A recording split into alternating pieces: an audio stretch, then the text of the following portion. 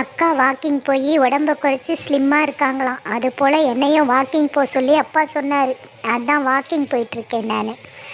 இந்த ஓரோ வாக்கிங் போய் உடம்ப ஸ்லிம்மாக்கி அழகாயிடுவான். ஓகேவா? என்னை போலவே ஒரு குட்டி பையன் என் கலர்லேயே இருக்கிறான். அவன் பேர் லிட்டில் ஓரோ. அவன் ஒரு கலாட்டா பேர்வழி. யாரையும் சாப்பிட விடுறதில்ல, தூங்க விடுறதில்ல, ஒன்றும் விடுறதில்ல. கலாட்டா பண்ணிகிட்டே இருக்கிறான். அதனால் அவன் வந்தால் ஒரு வழி பண்ணிடுறேன் இன்னைக்கு. டேய் வந்துட்டியாடா லிட்டில் ஓரோ? இருடா உன்னை பார்த்துக்கிறேன் நான்.